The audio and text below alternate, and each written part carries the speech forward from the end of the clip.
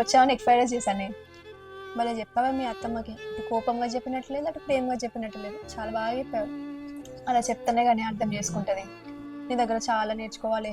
నా దగ్గర ఏముందని నేర్చుకోవడానికి, పెళ్ళైనాక ఆటోమేటిక్గా ఎవరైనా మారుతారు. అన్నిప్పుడు సరే మరి ఫోన్ చేశాను, లేట్ అవుతుంది అంట, మనం తిని పడుకుందాం, మన హాల్లో పడుకుంటారులే. సరే నేను ఇంకా వెళ్తాను, బాయ్. సరే నేను జాగ్రత్తగా వెళ్ళు, ఇప్పుడప్పుడు ఇంటికి వస్తూ ఉండు. సరే బాయ్ ఆంటీ, ఇంకా నేను వెళ్ళొస్తా. మిమ్మల్ని ఏమైనా ఇబ్బంది పెడితే సారీ ఆంటీ.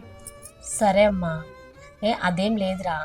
ఆంటీ మా ఫ్రెండ్ అని కాదు కానీ కాలేజ్లో ఉన్నప్పుడు చాలా అల్లరి చేసేది, ఇక్కడ చూసాక తన చేంజ్ చాలా వచ్చింది. ఇప్పటి నుంచైనా మంచిగా ఉన్నాను ఆంటీ, అర్థం చేసుకుంటానని.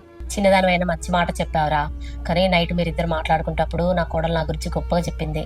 అది వినే నేను చాలా మారానురా, చాలా ఫీల్ అవుతున్నాను. ఇప్పటి నుంచి ఇంకా మీ ఇద్దరం మంచిగా ఉంటాం రా. కానీ నువ్వు అప్పుడప్పుడు రా, సండే వచ్చినా పర్లేదు.